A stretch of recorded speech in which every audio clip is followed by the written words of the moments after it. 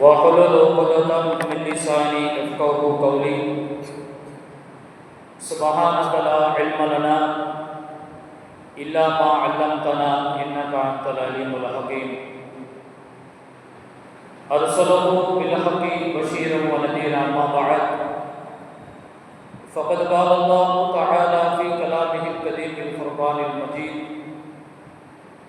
أعوذ بالله من الشيطان الرجيم بسم الله الرحمن الرحيم يا أيها الذين آمنوا كتب عليكم الصيام كما كتب على الذين من قبلكم لعلكم تتقون وقال نبينا صلى الله عليه وسلم صوموا تصحوا எல்லா புகழும் புகழ்ச்சியும் அகிலத்தை படைத்து பரிபாலிக்கக்கூடிய ரப்பல் ஆலமீன் அல்லாஹ்வுக்கு உரித்தாகுக. சலாமும் ஸலவாத்தும் சத்திய தூதர் சன்மார்க்க போதகர் நம் வீரின் மேலான கண்மணி நாயகம் ரசூலுல்லாஹி ஸல்லல்லாஹு அலைஹி வஸல்லம் அவர்கள் மீதும் அவர்களுடைய அடிச்சுவட்டை பின்பற்றி நடந்த உத்தம சத்திய சஹாபாக்கள், தாபியீன்கள், தபா தாபியீன்கள், இமாம்கள், பெரியோர்கள், இந்த புனிதமான ரமலான் மாதத்தை அமல்களின் மூலமாக அலங்கரிக்க செய்வதற்கு ஒரு முன்னேற்பாடு. இந்த நிகழ்வை ஏற்பாடு செய்திருக்கக்கூடிய தலைமை மஸ்ஜிதினுடைய நிர்வாகிகள் அனைவர்களுக்கும், இப்பள்ளியினுடைய இமாம் சங்கைக்குரிய சகோதரர் தாரிக் அஹ்மத் பிலால் ஹசரத் அவர்களுக்கும், எனக்கு முன்பாக அமர்ந்திருக்கக்கூடிய மாணவ கண்மணிகள், அழகான முறையிலே கிராத்தை கேட்பதற்கு இன்னும் கொஞ்ச நேரம் போதுவாரா அப்படிங்கிற ஆவலில் இருக்கும். அந்த அளவுக்கு ரப்பல் ஆலமீன் அல்லாஹ் தஜ்வீத் முறையில் இனிமையான குரலிலே அல்லாஹ்வுடைய திருவேதத்தை ஓதி துவங்கி வைத்திருக்கின்றார்கள். அல்லாஹ் மென்மேலும் அவர்களுக்கு சிறப்பை தந்தருவானாக. இங்கே வருகை தந்திருக்கக்கூடிய பெரியோர்கள் அனைவர்களுக்கும் என்னுடைய சலாத்தை கூறி ஒரு சில வார்த்தைகளை நான் பேசலாம் என ஆசிக்கின்றேன். அஸ்ஸலாமு அலைக்கும் வரஹ்மத்துல்லாஹி தஆலா வபரகாத்துஹு.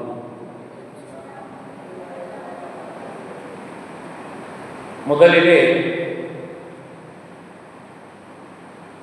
கடந்த 28ஆம் தேதி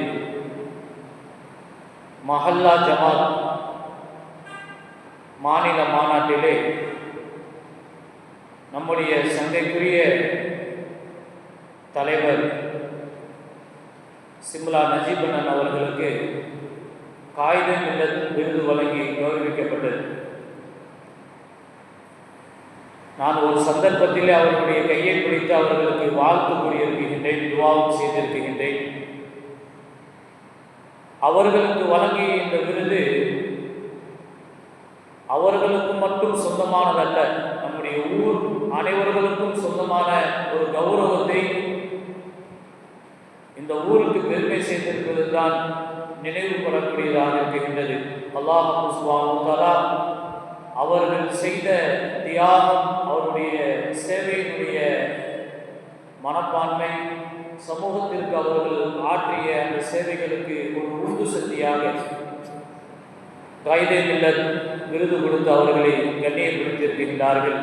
அல்லாஹ் சுப்ஹானஹு வ தஆலா அன்னாருக்கு நீண்ட ஹயாத்தையும் அவருடைய குடும்பத்தார்களுக்கும் நீண்ட ஹயாத்தையும் இந்த ஊருக்கு மென்மேலும் அவர்களுக்கு பல சாதனைகளையும் பல சேவைகளையும் செய்வதற்கு அல்லாஹ் தௌஃபீக் செய்வானாக என்று எல்லோரின் சார்பாக நான் துஆ செய்து என்னுடைய உரையை நான் துவங்குகின்றேன். கண்ணியத்திற்கு மிகுந்த மரியாதைக்குரிய அல்லாஹ்வின் நல்லடியார்களே, ரஜபு மாதம் பிறையை பார்த்ததிலிருந்து நாம் ஒவ்வொரு வக்து தொழுகையும் கேட்டுக்கொண்டிருக்கின்றோம். அல்லாஹும்ம பாரிக் லனா ஃபீ ரஜப வ ஷஅபான் வ பல்லிஅனா ரமலான். யா அல்லாஹ், ரஜப் ஷஅபான் மாதத்திலே பரக்கத் செய்வாயா. வ பல்லிஅனா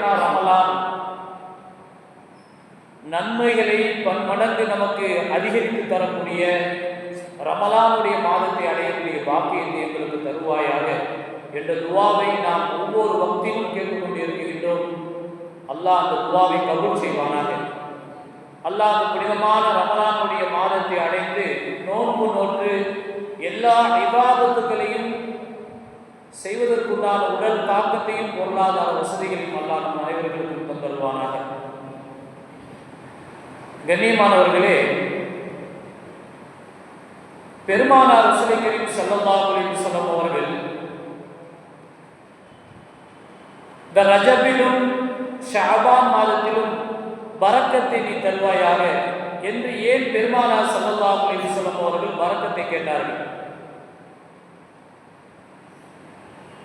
நாம் நினைத்துக் கொண்டிருக்கின்றோம், எண்ணிக்கை அதிகமாக இருந்தால் அல்லது நம்மிடத்திலே பொருளாதார வசதி அதிகமாக இருக்கின்றது, இது பரக்கத்து என்பதாக நாம் எண்ணிக்கொண்டிருக்கின்றோம். ஆனால் இஸ்லாமிய பார்வையில் இது பரக்கத்து கிடையாது. இஸ்லாமிய பார்வையில் உண்மையான பரக்கத்து என்பது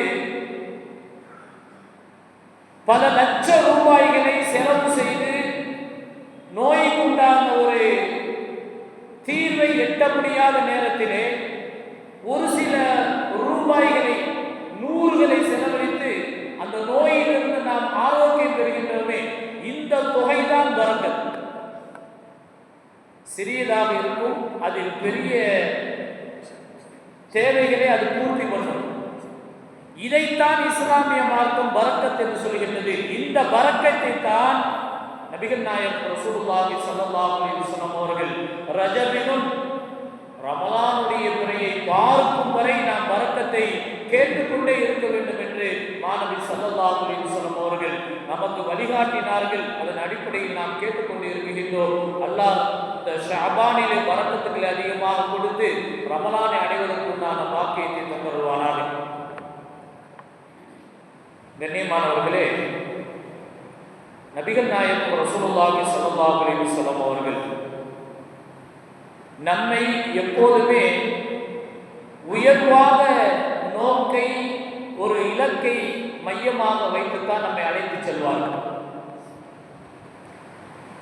நமக்கென்று ஒரு வாழ்க்கை இருக்குகின்றது, ஒரு இலக்கு இருக்குகின்றது.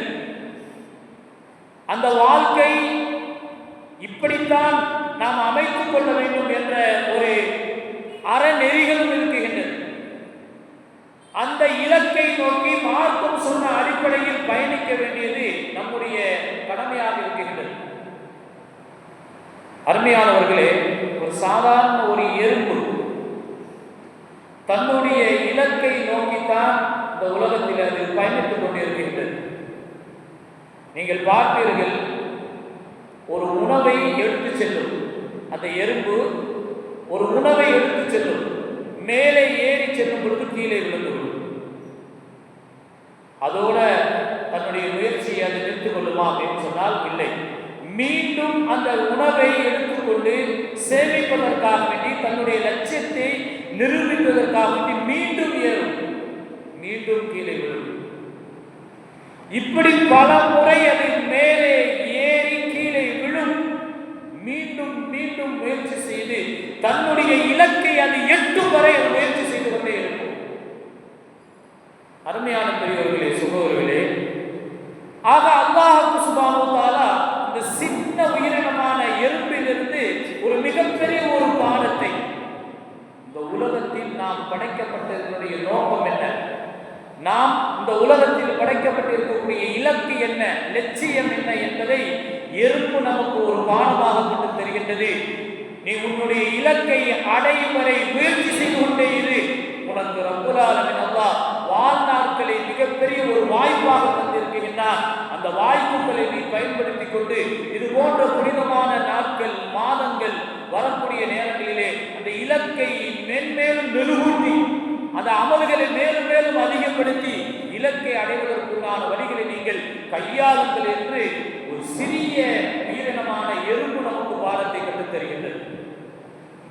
அருமையானவர்களே, இந்த மனித சமூகம் படைக்கப்பட்டதனுடைய நோக்கம் என்ன, இலக்கு என்ன? அல்லாஹ்வை சந்தோஷப்படுத்துவது, அல்லாஹுவை சந்தோஷப்படுத்துவது. என்ன என்ன வழிகள் இருக்கு என்பது அல்லாஹுவை சந்தோஷப்படுத்துவது. அந்த வழிகளில் நாம் முயற்சிகளை இந்த உலக வாழ்க்கையில் நாம் கடைபிடித்தாக வேண்டும். ரப்புல் ஆலமீன் அல்லாஹுவை சந்தோஷப்படுத்தக்கூடிய வழிகளில் நாம் முயற்சி செய்யும் பொழுது ரப்புல் ஆலமீன் அல்லாஹ் நம்மை சந்தோஷப்படுத்துவான். சொர்க்கத்தை கொடுத்து நம்மை அல்லாஹ் சந்தோஷப்படுத்துவான். கபரிலே நிம்மதியை கொடுத்து ரப்புல் ஆலமீன் அல்லாஹ் நம்மை சந்தோஷப்படுத்துவான். இந்த மனிதனுடைய இலக்கு அல்லாஹுவை சந்தோஷப்படுத்துவது. அருமையானவர்களே, தொழுகை, நோன்பு போன்ற இபாதத்திற்கு பிறகு அல்லாஹுவை நாம் சந்தோஷப்படுத்துவதுதான் நாம் இந்த உலகத்தில் படைக்கப்பட்டுவதனுடைய இலக்காக இருந்து கொண்டிருக்கின்ற பெரியோர்களே, சகோதரர்கள். இன்னும் ஒரு 10 தினங்களில் புனிதமான ரமலானுடைய மாதத்தை நாம் அடைய இருக்கின்றோம். அது சாதாரண மாதம் கிடையாது. நிறைய பயான்களை தொடர்ந்து கேட்டுக்கொண்டு இருக்கின்றீர்கள்.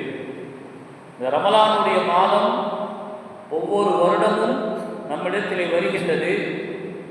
நீங்கள் எல்லாம் கொஞ்சம் சிந்திச்சு பாருங்க. இந்த ரமலானுக்கு முன்பாக நம்முடைய ஊரில் எத்தனை மரணங்கள் நிகழ்கின்றன, எத்தனை மௌத்துக்கள் நம்முடைய ஊரில் நிகழ்கின்றது. நம்முடைய உறவினர்கள், நம்முடைய நண்பர்கள், நமக்கு உயிருக்கு உயிராக இருப்பவர்கள் எல்லாம் நம்மை விட்டு செல்லக்கூடிய காட்சிகளை எல்லாம் நாம் கண்டுகொண்டிருக்கின்றோம். ரமலான் என்பது சாதாரண விஷயம் கிடையாது. அதை நம்மை பெறுவது இருக்கின்றதே, அது அல்லாஹ் நம் மீது செய்திருக்கக்கூடிய வேறு உபகாரம்.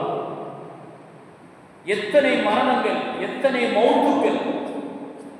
அருமையானவர்களே, இந்த ரமலானை அடைந்து அமல் செய்வதற்குண்டான வாக்கியத்தை அல்லாஹ் கொடுப்பது யாரை ரப்புல் ஆலமீன் அல்லாஹ் தேர்வு செய்திருக்கின்றானோ அவர்களுக்கு தான் அந்த நசீபு கிடைக்கும். அல்லாஹ் நம் அனைவர்களுக்கும் அந்த வாக்கியத்தை தருவார்.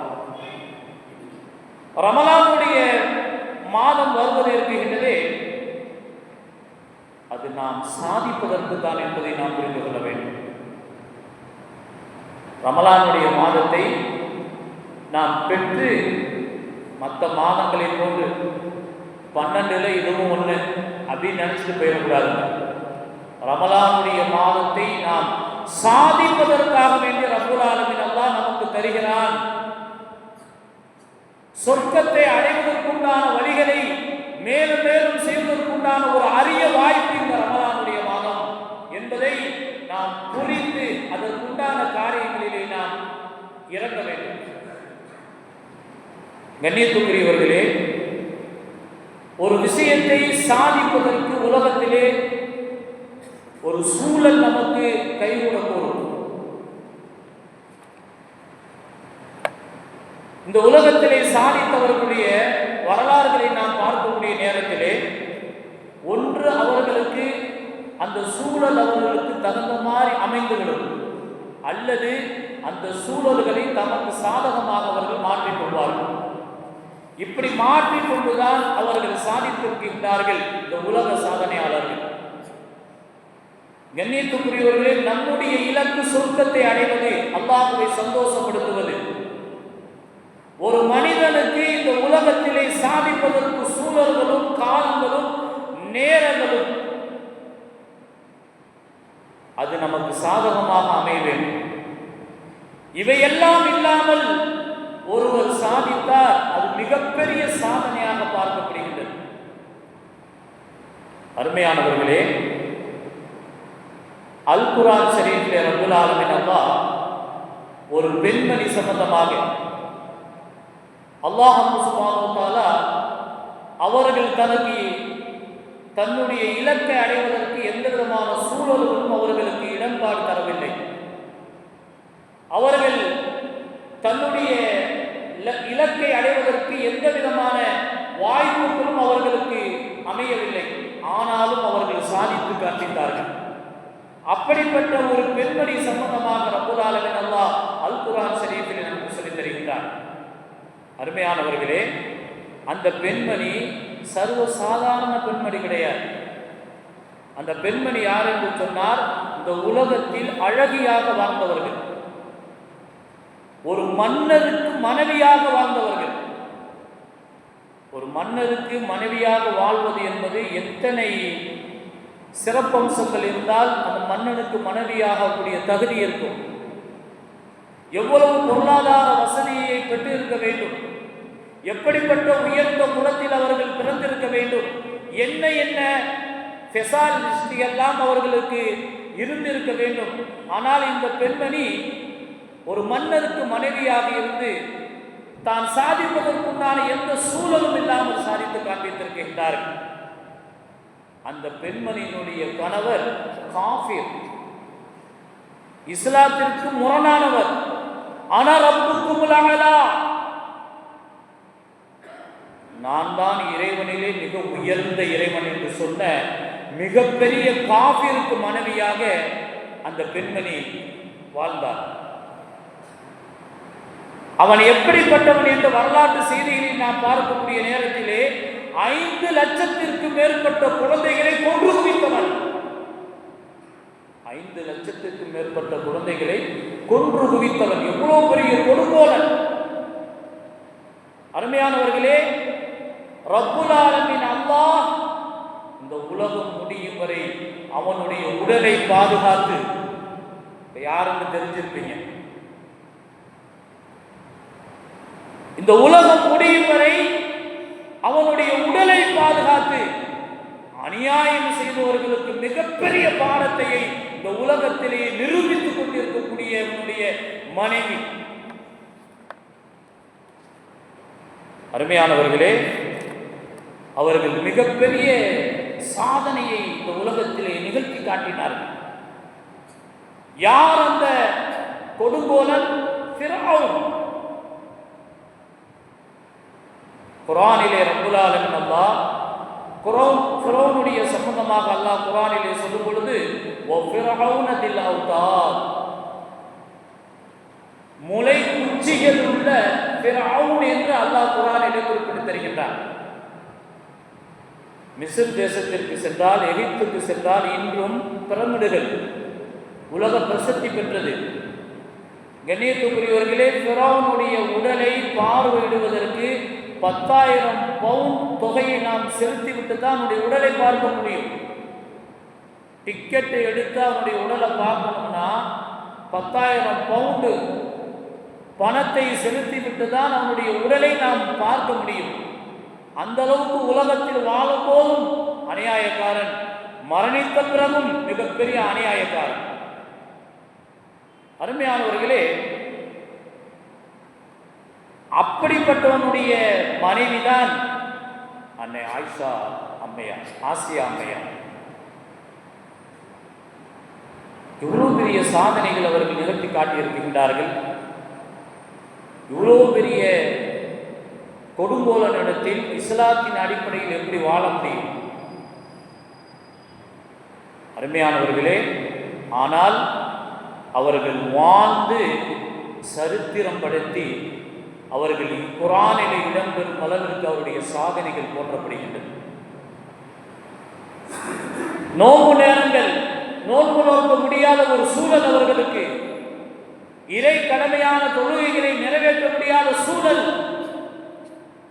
இப்படிப்பட்ட நெருக்கடியான சூழலை அவர்கள் எந்த விதமான சூழலும் அவர்களுக்கு சாத்தியத்தை ஏற்படுத்தி கொடுக்காத நிலையிலும் சாதித்தார்கள். அருமையானவர்களே, இன்னைக்கு நம்முடைய சாதனை நோம்புல கஞ்சியில போய்கிட்டு இருக்குது, சம்சாவில் போய்கிட்டு இருக்குது. அருமையானவர்களே, ஆசியா அம்மையார் அவர்கள் தீனுல் இஸ்லாத்தில் இணைந்து விட்டார்கள் என்ற செய்தி ஃபிரௌனுக்கு எட்டுகின்றது. அவன் செய்த பெரிய அநியாயங்களை சுட்டி காட்டிவிட்டு பின்பு இன்ஷா அல்லாஹ் நான் இது சம்பந்தப்பட்ட செய்திக்கு வருகின்றேன். கண்ணியத்துக்குரியவர்களே, ஆசியா அம்மையார் அவர்கள் இஸ்லாத்தை தழுவி விட்டார்கள் என்ற செய்தி ஃபிரௌனுக்கு எட்டுகின்றது. ஆசியா அம்மையார் ஃபிரௌனுக்கு முன்பாக கொண்டு வரப்படுகின்றார்கள். 4 முளைக்குச்சிகளை அறைந்தான் அந்த ஃபிரௌன். அவர்களை நிர்வாணப்படுத்தி 2 முளைக்குச்சிகளை கையிலும் 2 முளைக்குச்சிகளை காலிலும் அவன் அறைந்தான் ஆசியா அம்மையார் அவர்களை. வெயிலில் கட்டி போட்டு அவர்களை சித்திரவதைப்படுத்தினார். கண்ணியத்துக்குரிய பெரியவர்களே, கடுமையான தாகம் ஏற்படுகின்றது.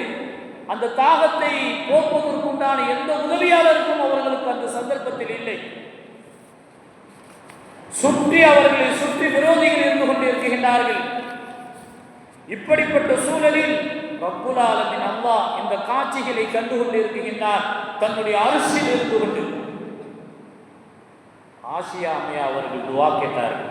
இந்த துவா தான் சூரா தஹ்ரீம் என்று சொல்லக்கூடிய குர்ஆனுடைய வசனமாக இடம்பெற்று இருக்கின்றது. ஆசியா அம்மையா அவர்கள் அல்லாஹ்விடத்தில் துவா கேட்டார்கள். இது காலத்து ரப்பி புனிலி இந்தக பைத்தன் ஃபில் ஜன்னா வனஜ்ஜினி மின் ஃபிர்அவுன வஅமலிஹி வனஜ்ஜினி மினல் கௌமில் ஸாலிமீன்.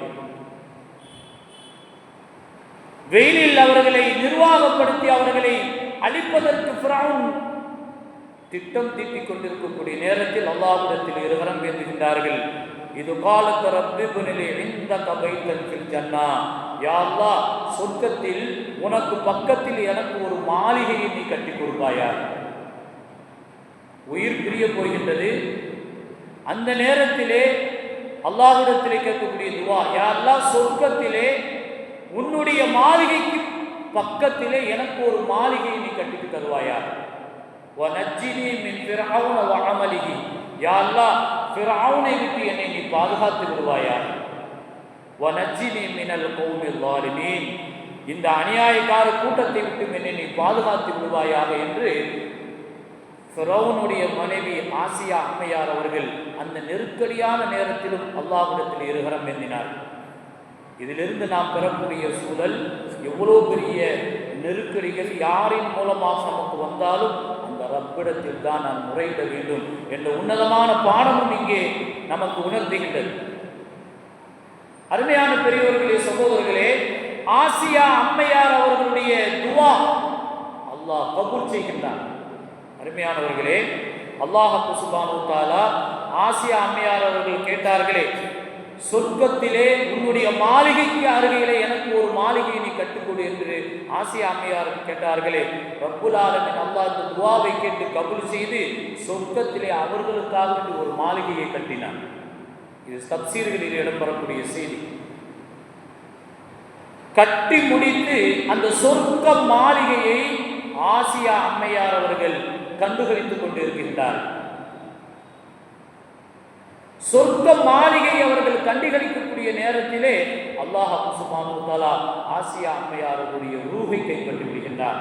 அதற்கு பிறகுதான் ஃபிர்அவுன் அவருடைய தலையிலே கல்லை போட்டான் என்று வரலாறுகளில் நாம் பார்க்க முடிகின்றது. நோன்பு வைப்பதற்கு எந்த சாதகமான சூழ்நிலையும் கிடையாது. இறைவனுடைய கடமைகளை நிறைவேற்றுவதற்கு எந்த விதமான சாத்திய கூறுகளும் இல்லை. ஆனாலும் அங்கே அல்லாஹ் சந்தோஷப்படுத்த வேண்டும், இந்த சொர்க்கத்தை அடைய வேண்டும் என்ற இலக்கில் அவர்கள் வாழ்ந்தார்கள். அந்த இலக்கை அவர்கள் எந்த சாதனம், எந்த விதமான சூழலும் இல்லாமல் சாதித்து காண்பித்து இந்த உலகம் முடியும் வரை அவர்கள் குர்ஆனில் அவருடைய பெயர்கள் இடம்பெற்று நாமெல்லாம் அவர்களை நினைவு கூறும் அளவிற்கு அவர்கள் மிகப்பெரிய சாதனை அவர்கள் சாதித்து காண்பித்திருக்கின்றார்கள். பெரியவர்களே, சகோதரர்கள், குர்ஆனிலே ரப்புல் ஆலமீன் அல்லாஹ் ஃபல்யௌம நுனஜ்ஜீக பிபதனிக, உன்னுடைய உடலை பாதுகாத்து வைப்பேன் என்று ஃபிர்அவுனுடைய உடல் சம்பந்தமாக அல்லாஹ் சொல்லக்கூடிய செய்தியும் பதிவு செய்யப்பட்டிருக்கின்றது.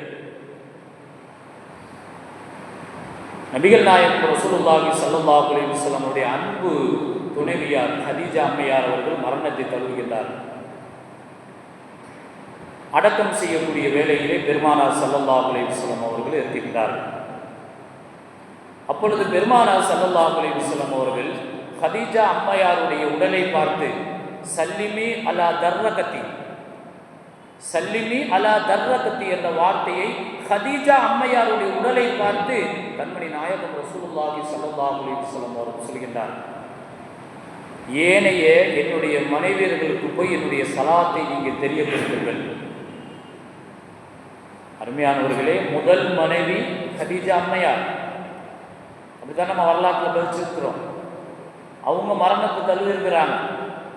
அவங்களுடைய உடலை அடக்கம் செய்யக்கூடிய வேளையில் பெருமானார் ரசூலை கரீம் ஸல்லல்லாஹு அலைஹி வஸல்லம் அவர்கள் இறங்கி இந்த வார்த்தையை சொல்கின்றார்கள். ஏனைய என்னுடைய மனைவிமார்களுக்கு போய் என்னுடைய சலாத்தை எத்தி வைப்பாயாக என்று ஹதீஜா அம்மையாருடைய உடலை பார்த்து பெருமானார் ஸல்லல்லாஹு அலைஹி வஸல்லம் அவர்கள் செய்தி அனுப்புகின்றார். சஹாபாக்கள் பார்த்தாங்க, யா ரசூலல்லாஹ், முதல் மனைவியே ஹதீஜா அம்மா தானே, முதல் மனைவி உங்களுக்கு ஹதீஜா அம்மா தான், அவங்க இப்போ மரணித்து இருக்கிறாங்களே, இது அல்லாமல் நீங்கள் ஏனைய என்னுடைய மனைவிக்கு நீங்கள் சலாத்தை எத்து வையுங்கள் என்று சொல்கின்றீர்கள், என்ன காரணம் யா ரசூலல்லாஹ்? பெருமானார் ரசூல் கரீம் ஸல்லல்லாஹு அலைஹி வஸல்லம் அவர்கள் சஹாபா தோழர்களுக்கு ஒரு செய்தியை சொன்னார்கள். அல்லாஹ் எனக்கு சொர்க்கத்தில் மரியம் ஆசியாவை திருமணம் செய்து வைத்தருவான். அல்லாஹ் எனக்கு சொர்க்கத்திலே மரியம் அலைஹிஸ்ஸலாம் அவர்களையும் ஆசியா அம்மையா அவர்களையும் திருமணம் செய்து வைப்பான்.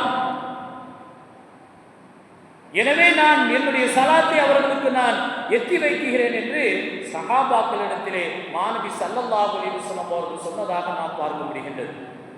அருமையானவர்களே, இப்படி பெருமானாருக்கு மனைவியாக, அதுவும் சொர்க்கத்தில் மனைவியாக ஆகும் அளவிற்கு உண்டான ஒரு சாதனையை அன்னை ஆசியா அம்மையா அவர்களுக்கு ரப்புல் ஆலமீன் அல்லாஹ் வழங்கினான் என்று சொன்னால் இது எவ்வளவு பெரிய பாக்கியம். இப்படி 20க்கும் மேற்பட்ட சாதனையை ஆசியா அம்மையார் அவர்கள் நிகழ்த்தி காட்டியிருக்கின்றார்கள். கண்ணியத்துக்குரியவர்களே, அல்லாஹ் சுப்ஹானஹு வ தஆலா அல் குர்ஆன் ஷரீஃபிலே அழகான முறையில் சொல்லி காட்டுகின்றான். யா அய்யுஹல்லதீன ஆமனூ குத்திபா அலைக்குமுஸ் ஸியாமு கமா குத்திபா அலல்லதீன மின் கப்லிக்கும் லஅல்லகும் தத்தகூன். ஈமான் கொண்ட விசுவாசிகளே, நீங்கள் நோன்பு நோவுங்கள். குத்திபா அலைக்குமுஸ் ஸியாமு, உங்கள் மீது நோன்பு கடமையாக்கப்பட்டு இருக்கின்றது. உங்களுடைய முன்னோர்கள் மீது எப்படி கடமையாக்கப்பட்டதோ அதே போன்று உங்கள் மீதும் நோன்பு கடமையாக்கப்பட்டு இருக்கின்றது என்று அல்லாஹ் குர்ஆன் ஷரீஃபிலே சொல்லி தந்துவிட்டு இறுதியாக ஒரு வசனத்தை சொல்கின்றான். லஅல்லகும் தத்தகூன், நீங்கள் அப்படி நோன்பு வைத்தால் தக்வாவோடு நீங்கள் வையுங்கள், இறை அச்சத்தோடு வையுங்கள். மற்றவர்கள் நம்மை நோன்பாளிகள் என்று அழைக்க வேண்டும் என்ற எண்ணம் இல்லாமல் உல தூய்மையோடு நீங்கள் வையுங்கள், நீங்கள் இறையச்சமுடையவர்களாக நீங்கள் மாறலாம் என்று ரப்புல் ஆலமீன் அல்லாஹ் அந்த வசனத்திலே குறிப்பிட்டு தருகின்றார். அப்படிப்பட்ட கண்ணியம் நிறைந்த அந்த நோன்பு இன்ஷா அல்லாஹ் இந்த மாதம் 18ஆம் தேதி இன்ஷா அல்லாஹ் தராவீஹ், 19ஆம் தேதி இன்ஷா அல்லாஹ் நம்முடைய நோன்பு வைத்திருக்கக்கூடிய ஒரு அற்புதமான வாய்ப்பை அல்லாஹ் வழங்க இருக்கின்றான். அல்லாஹ் அந்த வாய்ப்பை எட்டுவதற்கு பல ஆயுள் காலங்களை நமக்கு தந்தருவாராக. கண்ணியத்துக்குரியவர்களே, இன்னைக்கு உலகத்தில் நம்ம பார்க்கக்கூடிய நேரத்தில் எங்கு பார்த்தாலும் வியாதிகள் நிறைந்திருக்கக்கூடிய ஒரு சூழல். எங்கு பார்த்தாலும் யாரை பார்த்தாலும், என்னையே எடுத்துக்கோங்க, டிசம்பரில் படுத்த படுக்க, உங்களுக்கெல்லாம் தெரிஞ்ச செய்தி, பித்தப்பையில் கல் இருந்து அதை ரிமூவ் செய்து 1 மாத காலங்கள் நான் ஓய்வில் இருந்தேன். அடுத்து வரக்கூடிய செய்திகள், என்னை விட சிறு வயதுடையவர்களுக்கெல்லாம் நோயினால் பாதிக்கப்பட்டிருக்கின்றார்கள். இதையெல்லாம் கவனத்தில் வைத்து நம்முடைய ஜமாத் சபை பல முகாம்களை, நம்முடைய மக்களை இந்த நோயிலிருந்து விடுவிப்பதற்கு, விழிப்புணர்வு உண்டாவதற்கு பல முகாம்களை, 4ஆம் தேதி கூட ஒரு முகாம் வச்சாங்க. தொடர்ந்து ஒரு வாரமாக இந்த ஃபுட் சம்பந்தப்பட்ட அந்த முகாமெல்லாம் நடந்துச்சு. கண்ணியத்துக்குரியவர்களே,